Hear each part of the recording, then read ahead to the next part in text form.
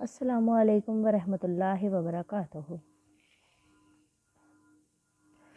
تو میری پیاری اسلامی بہنوں، جیسے کہ میں آپ کو پہلے قرآن پاک کا تعارف بتا چکی ہوں، قرآن پاک کی کچھ فضیلتیں بھی بتا چکی ہوں، آپ کے ساتھ میں شیئر کر چکی ہوں،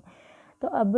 میں آپ کو پہلے بھی بتا چکی ہوں کہ میں نے جو ہے اس چینل پہ قرآن پاک کی آپ کو ساری تفسیر، اس کی جو ساری ڈیٹیلز ہیں، ایکسپلینیشنز ہیں، اور ساتھ میں جو اس کا ترجمہ ہے، تفسیر ہے، وہ سب کچھ میں آپ کے ساتھ ذہن نشین آپ کے کروں گی۔ تو جیسے کہ قرآن پاک جو ہے اس کو شروع کرنے سے پہلے ہم تعوذ تسمیہ پڑھتے ہیں، تو اس کو پڑھنے کا کیا مقصد ہے، اس کی کیا فضیلتیں ہیں، اور تعوذ جو ہے وہ کیوں پڑھا جاتا ہے، اور بسم اللہ جو ہے وہ کیوں پڑھی جاتی ہے، اس کے بارے میں ہم آج ڈسکس کریں۔ اعوذ باللہ من الشیطان الرجیم، میں پناہ مانگتی ہوں اللہ کی شیطان مردود سے۔ مطلب پناہ مانگتی ہوں اللہ کی شیطان مردود سے۔ تو ہم یہ کیوں کہتے ہیں؟ کیونکہ جو شیطان ہے، جب انسان قرآن پاک کو پڑھنے کی طرف آتا ہے، دین کی طرف آتا ہے، تو جو شیطان ہے وہ انسان کے دل کے اندر وسوسے ڈالتا ہے۔ ہم اعوذ باللہ اس لیے پڑھتے ہیں کہ میں پناہ مانگتی ہوں کہ اللہ کی جو شیطان مردود ہے اس سے میں پناہ مانگتی ہوں، تاکہ جو ہے وہ شیطان کوئی وسوسے ہیں وہ ہمارے دل میں نہ ڈالے، اور ہم جو ہیں وہ قرآن پاک کو صحیح طریقے سے پڑھ سکیں۔ کیونکہ آپ نے نوٹ کیا ہوگا، جیسے کہ ہم قرآن یا نماز پڑھنے لگتے ہیں یا وضو کرنے لگتے ہیں، تو شیطان ایسا جو ہے وہ سر پہ حاوی ہو جاتا ہے کہ ہمارا دل ہی نہیں کرتا کہ ہم پڑھیں۔ مطلب یا تو نیند آ جاتی ہے یا پھر کوئی نہ کوئی اور کام یاد آ جاتا ہے، جس کی وجہ سے ہمارا نماز بھی رہ جاتی ہے اور قرآن پاک کی تلاوت بھی جو ہے وہ بیچ میں ہی رہ جاتی ہے۔ تو یہ ہمارے پیچھے شیطان ہے، اس کے علاوہ اور کوئی بھی نہیں ہے۔ تو اس لیے اعوذ باللہ جو ہے وہ پڑھ لینی بہت اچھی بات ہے، اعوذ باللہ پڑھ لینا جو ہے وہ بہت اچھی بات ہے۔ تو جیسے کہ اب میں آپ کو کچھ اس کی اور بھی فضیلتیں بتا دوں کہ اعوذ باللہ جو ہے، اعوذ باللہ من الشیطان الرجیم کو پڑھنے سے کہتے ہیں کہ جب انسان کو غصہ آتا ہے نا، تو اس میں شیطان کا ہاتھ ہوتا ہے، کیونکہ سب سے پہلے جو شیطان جو ہے نا وہ انسان کو غصہ دلاتا ہے۔ کہتے ہیں کہ جس انسان کو غصہ آتا ہے نا، اگر وہ کثرت سے، بہت زیادہ کثرت سے اعوذ باللہ من الشیطان الرجیم پڑھنا شروع کر دے، تو اس سے کیا ہوگا کہ وہ جو شیطان ہے اس کی کمر ٹوٹ جائے گی، اور وہ اس کے گھر سے دفع ہو جائے گا۔ اور وہ جو انسان ہے جو کثرت سے اعوذ باللہ کا ورد کر رہا ہے، وہ خدا کی پناہ میں آ جاتا ہے، شیطان کی پناہ سے محفوظ ہو جاتا ہے۔ وہ شیطان کی جو ہے وہ شیطان کی پناہ سے محفوظ ہو جاتا ہے اور اللہ کی پناہ میں آ جاتا ہے، ٹھیک ہے۔ تو جیسے کہ اب قرآن پاک کی ہم تلاوت کرتے ہیں تو اعوذ باللہ جو ہے وہ ضرور پڑھنی چاہیے، ٹھیک ہے، قرآن پاک کو پڑھنے سے پہلے۔ یا پھر اب ہم جیسے کہ ہم قرآن پاک کی تلاوت کر رہے ہیں، تو ہم نے درمیان میں کوئی دنیاوی بات کر لی ہے کسی سے، کسی نے ہمیں بلا لیا ہے، یا کوئی دودھ وغیرہ ابل رہا ہے، یا ہمیں کوئی کام یاد آ گیا، ہم اٹھ کے کرنے لگے ہیں قرآن پاک کو بند، تو ہم جہاں سے اس کو دوبارہ سٹارٹ کریں گے پڑھنا، تو یہ نہیں کہ ہمارا وضو ہے تو ہم نے وہاں سے اس کو دوبارہ نہیں، ہم نے جب دوبارہ اس کو سٹارٹ کرنا ہے تو تب دوبارہ ہم نے تعوذ اور تسمیہ لازمی پڑھنا ہے، یہ لازم ہے، ٹھیک ہے۔ اس کے بعد جو ہے جی، ہم نماز میں ہر رکعت سے پہلے جب بھی ہم کوئی بھی رکعت سٹارٹ کرتے ہیں تو اس میں ثنا کے بعد ہم اعوذ باللہ بسم اللہ پڑھتے ہیں، پھر سورۃ فاتحہ پڑھتے ہیں، اور وہ افضل ہے۔ لیکن جو باقی رکعتیں ہوتی ہیں وہ کہ ہر صورت سے پہلے جو ہے وہ ہم نے بسم اللہ پڑھتے ہیں۔ تو یہ جو ہے نا، یہ مطلب اسی لیے لازم کر دی گئی ہے کہ دیکھیں، اس کا مطلب ہی یہ ہے کہ جو میں پناہ مانگتا ہوں اللہ کی شیطان مردود سے، کہ جو ہے اللہ، میں یہ دین کا کام کر رہا ہوں یا اللہ کا کام کر رہا ہوں، تو میں شیطان سے کیا مانگ رہا ہوں؟ پناہ مانگ رہا ہوں، ٹھیک ہے۔ اس کے بعد جی آگے دیکھیں، تو بسم اللہ الرحمن الرحیم کے بارے میں آپ کو بتاؤں گی۔ اب یہ جی تسمیہ ہے، شروع اللہ کے نام سے جو بڑا مہربان نہایت رحم فرمانے والا ہے۔ بسم اللہ جو ہے، اس میں اللہ تعالیٰ کے 3 نام ہیں، اللہ، رحمان اور رحیم، ٹھیک ہے۔ ویسے تو اللہ تعالیٰ کے ہزاروں نام ہیں، لیکن جو اللہ ہے وہ اللہ تعالیٰ کا کیا ہے؟ ذاتی نام ہے۔ آپ صلی اللہ علیہ وسلم نے فرمایا ہے کہ جو شخص کوئی بھی کام بسم اللہ کے بغیر شروع کرتا ہے، وہ کام کیا ہے؟ ادھورا ہے، وہ ایسے ہے کہ جیسے دم کٹا جانور، اس کی مثال ایسے ہے اس کام کی کہ مطلب جو ہم کام بسم اللہ پڑھ کر نہیں شروع کر رہے وہ کام کیسے ہے، وہ ادھورا ہے بالکل، اور اس کی مثال کیسے ہے، جیسے کہ ایک دم کٹا ہوا جانور۔ تو آگے دیکھیں جی، بسم اللہ کے فوائد جو ہیں وہ کیا ہیں۔ بسم اللہ کے کچھ فوائد بھی ہیں۔ بسم اللہ جو ہے اس کے فوائد ہیں کچھ، بسم اللہ کے فوائد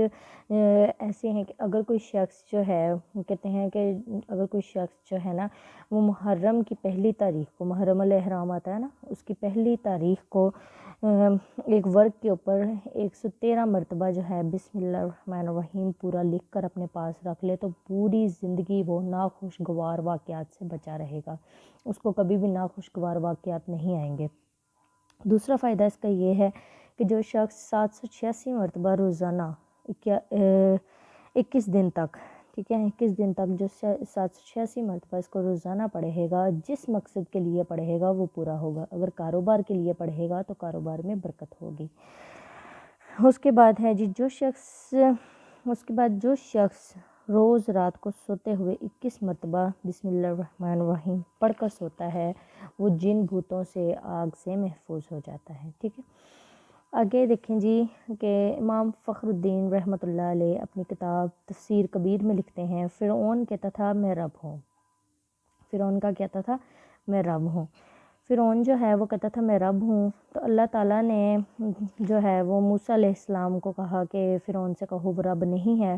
رب وہ ہے جس نے اس کو پیدا کیا ہے، جس نے ساری کائنات بنائی ہے، جو ساری کائنات کا مالک و خالق ہے۔ لیکن جو فرعون ہے اس نے موسیٰ علیہ السلام کی ایک نہ مانی، تو موسیٰ علیہ السلام نے جو ہے وہ فرعون کے حق میں بد دعا کی کہ یا اللہ اس کو عذاب دے۔ تو کافی عرصہ گزر گیا تو موسیٰ علیہ السلام نے خدا سے عرض کی کہ یا اللہ آپ اس کو عذاب کیوں نہیں دیتے، یہ اتنا نافرمان بندہ ہے تو آپ اس کو عذاب دیں۔ تو اللہ تعالیٰ نے فرمایا میں اس کو عذاب کیسے دے سکتا ہوں، اس کا جو محل ہے نا، اس نے محل کے اوپر بسم اللہ الرحمن الرحیم لکھوائی ہوئی ہے، سبحان اللہ، قربان جاؤں اللہ کی قدرت۔ دیکھیں کہ اللہ تعالیٰ کا جو ہے وہ نام لکھوایا ہوا تھا تو اس کی وجہ سے اس پر محل میں عذاب نہیں آیا، اللہ تعالیٰ نے اس کو دریا کے اندر غرق کیا۔ تو دیکھ آپ خود اب اندازہ لگائیں کہ بسم اللہ کی جو ہے وہ کتنی فضیلت ہے۔ اس کے بعد ایک دفعہ جو ہے حضرت نوح علیہ السلام کا واقعہ آپ نے جو ہے وہ سنا ہوگا کہ نوح علیہ السلام کو جب ان کی قوم پر جب عذاب آیا تھا تو اللہ تعالیٰ نے کہا تھا کہ کشتی بناؤ، تو جب کشتی کا کہا تھا تو اللہ تعالیٰ نے فرمایا کہ اے موسیٰ یہ پڑھ لو بسم اللہ و مجریہ و مرساہ، کہ جو ہے نا میں اللہ کا نام شروع کر کے جو ہے وہ اس کشتی میں سوار ہوتا ہوں اور وہی میری حفاظت کرے گا، تو وہ کشتی میں سوار ہو جاتے ہیں، کشتی ڈوبنے سے بچ جاتی ہے۔ تو نوح علیہ السلام نے ایسے ہی کیا اور خدا کے حکم سے جو ہے وہ کشتی ڈوبنے سے بچ گئی۔ تو دیکھیں کہ بسم اللہ کی اتنی فضیلت ہے۔ پھر اس کے بعد اسی طرح سے حضرت عیسیٰ علیہ السلام میں ایک دفعہ قبرستان سے گزر رہے تھے تو جو ہے نا ایک شخص کے اوپر نعوذ باللہ عذاب نازل ہو رہا تھا، بہت سخت عذاب آ رہا تھا۔ تو جب وہ گزر گئے، جب واپس آئے تو انہوں نے دیکھا کہ اس سے عذاب ہٹ چکا تھا۔ انہوں نے اللہ تعالیٰ سے عرض کی کہ یا اللہ یہ کیا ماجرا ہے کہ مطلب جب میں جا رہا تھا تب اس پہ عذاب آ رہا تھا، اب میں واپس آ رہا ہوں تو اس پر سے عذاب ہٹ چکا ہے۔ تو اللہ تعالیٰ نے فرمایا کہ اے عیسیٰ یہ جو شخص ہے نا جب یہ مرا تو اس کی جو بیوی تھی نا وہ حاملہ تھی، تو اس نے اپنی بیوی سے کہا اگر میرا بیٹا پیدا ہونا تو اس کو حافظ قرآن بنانا۔ کیا بنانا؟ حافظ قرآن۔ تو جب انہوں نے کیا کیا، انہوں نے ایسے ہی اس کی جو بیوی تھی نا اس نے اس کو حافظ قرآن بنایا۔ تو اللہ تعالیٰ نے کہا کہ اللہ تعالیٰ نے اس ٹائم فرمایا، اللہ تعالیٰ کہنے لگے کہ اس کے بیٹے نے آج پہلی مرتبہ مسجد میں میرا نام لیا ہے، بسم اللہ الرحمن الرحیم پڑھی ہے۔ تو میں نے کہا مجھے حیا آ گئی کہ میرا جو اس کا جو بیٹا ہے وہ میرا نام لے رہا ہے مسجد میں، جو ہے وہ بسم اللہ الرحمن الرحیم اس نے میرا نام لیا ہے اور میں اس کے اوپر عذاب ڈال رہا ہوں، تو میں نے اس کے اوپر سے عذاب جو ہے وہ کیا کر دیا، ختم کر دیا۔ اللہ اکبر۔ تو بسم اللہ کو جو ہے وہ پڑھنے کی کتنی زیادہ فضیلت ہے۔ اسی طرح سے امام بشر حافی جو تھے گنہگار آدمی تھے، بہت زیادہ گنہگار آدمی تھے وہ، تو انہوں نے اسی طرح سے رستے سے گزرتے ہوئے ان کو ایک کاغذ کا ٹکڑا ملا، کاغذ کا جو ہے وہ ٹکڑا ملا، اس کے اوپر بسم اللہ شریف لکھی ہوئی تھی۔ انہوں نے کیا کیا، اس کو اٹھا کر پہلے زمانے میں نا درہم چلا کرتے تھے، مطلب پہلے پیسے وغیرہ یہ ٹھنیاں چونیاں بھی نہیں ہوتی تھی، تو درہم ہوا کرتے تھے۔ تو ان کے پہلے زمانے میں دینار ہوتے تھے یا یہ اس طرح سے درہم وغیرہ ہوتے تھے، تو انہوں نے نا ان کی جیب میں صرف 2 درہم تھے، انہوں نے وہ درہم نکال کے نا اس کی خوشبو خرید کے نا اس بسم اللہ کے اوپر لگائی، اللہ تعالیٰ کے نام کو معطر کیا، تو وہ جو ہے اس کے بعد ان کو نیند آ گئی، اونگ آ گئی، تو جب اونگ آئی ہے تو اللہ تعالیٰ کی سبحان اللہ تعالیٰ کی زیارت نصیب ہوئی ان کو، تو زیارت نصیب ہوئی تو اللہ تعالیٰ فرمانے لگے کہ اے امام تو نے دنیا میں میرے نام کو معطر کیا ہے، میں دنیا اور آخرت میں تیرے نام کو معطر کر دوں گا۔ کہ مطلب دیکھیں کہ بسم اللہ لکھی ہوئی تھی، اس نے اللہ کے نام کو معطر کیا نا، اس نے اللہ کے نام پہ خوشبو لگائی، تو اللہ تعالیٰ نے کیا اس کو خوشخبری دی کہ میں تمہارا نام جو ہے وہ دنیا اور آخرت میں معطر کر دوں گا۔ سبحان اللہ، اللہ کی جو قدرت ہے، اللہ کا جو نظام ہے، اللہ تعالیٰ جو ہیں وہ بہت عظمت والے ہیں۔ اللہ تعالیٰ ہم سب کو جو ہے وہ قرآن پڑھنے کی توفیق دے۔ اس کے بعد جی جہنم کے جو فرشتے ہیں وہ بھی 19 ہیں، اور بسم اللہ الرحمن الرحیم کے حرف بھی 19 ہیں۔ تو کہتے ہیں کہ جب انسان بسم اللہ الرحمن الرحیم پڑھتا ہے نا پوری، تو جیسے جیسے وہ ایک ایک حرف کے بدلے جو ہے وہ جہنم کا جو ایک جو فرشتہ ہے نا وہ اس بندے کے اوپر ایک ایک دروازہ بند کرتا جاتا ہے، جیسے کہ مطلب 19 فرشتے کھڑے ہیں نا، جب بسم اللہ الرحمن الرحیم پڑھنی شروع کرے گا، جیسے بی پڑھے گا تو وہ 2 فرشتوں نے کیا کیا، وہ دروازے جو ہیں وہ بند کر دیے اس بندے کے لیے۔ جب وہ پوری بسم اللہ الرحمن الرحیم پڑھ لیتا ہے تو کہتے ہیں کہ سارے دروازے اس کے لیے جہنم کے بند کر دیے جاتے ہیں، لیکن یہ ہے کہ وہ گناہوں سے بھی بچے۔ بسم اللہ الرحمن الرحیم کو بھی کثرت سے پڑھا کریں، اور میں انشاءاللہ تعالیٰ کچھ آگے ایک ویڈیو بتاؤں گی جس میں آپ کو سارے ذکر اذکار کا بتاؤں گی کہ دن رات جو ہیں وہ کثرت سے کیا پڑھا جائے، صبح میں کیا پڑھا جائے، شام میں کیا پڑھا جائے، دوپہر میں جو بھی فضیلتیں ہوئی ان کی وہ بھی میں آپ کو بتاؤں گی۔ اس کے بعد جی آ جاتا ہے، اچھا بسم اللہ کی فضیلت میں نے آپ کو بتائی، اب بسم اللہ میں آپ کو میں نے اللہ کا نام بتایا کہ اللہ کا نام لینے کی کتنی فضیلت ہے، اور اللہ کے نام سے اگر ہم کوئی کام شروع کرتے ہیں تو اس میں کتنی فضیلت آ جاتی۔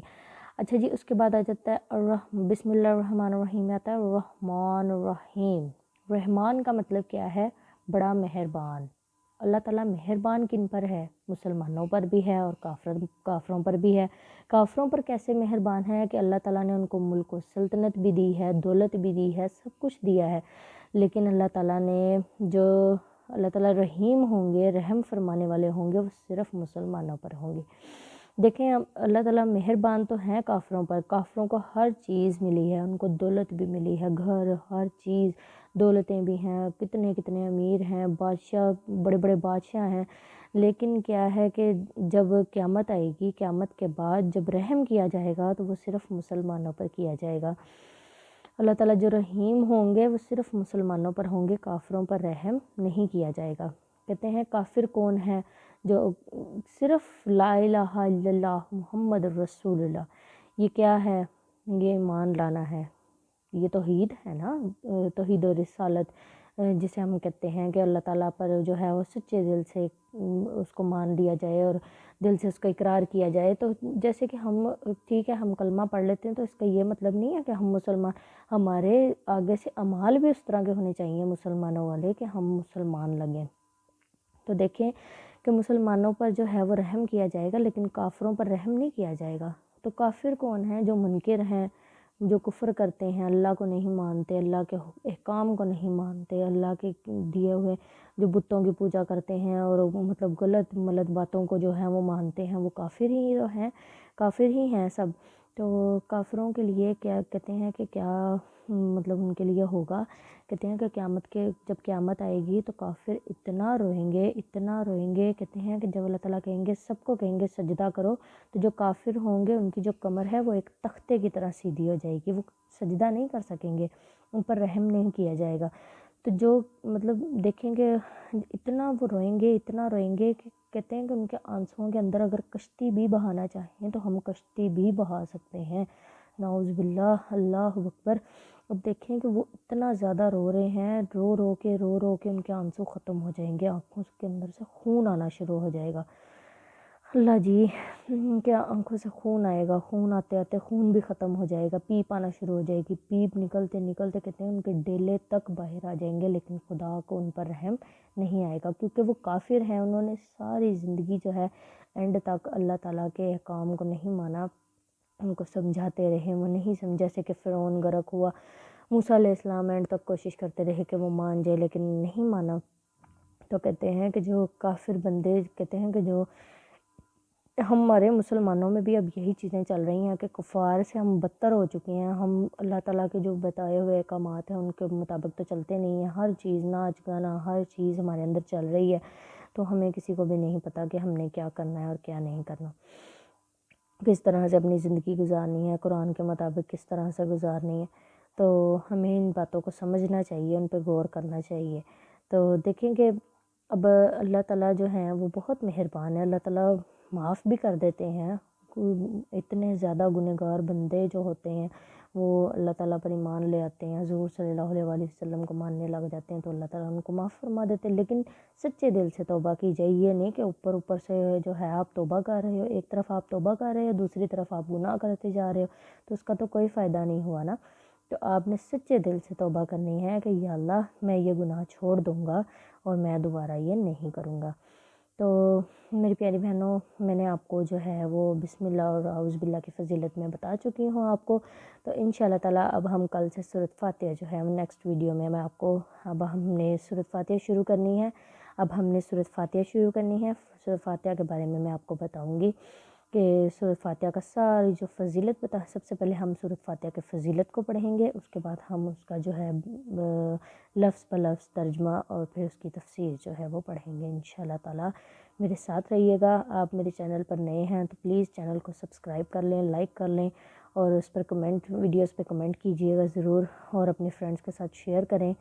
اور بیل کے آئیکن کو ضرور دبا لیں تاکہ آپ کو میری ہر آنے والی ویڈیو مل سکے۔ تو انشاءاللہ تعالیٰ میں اب آپ کو نئی ویڈیو کے ساتھ ملوں گی، تب تک جو ہے وہ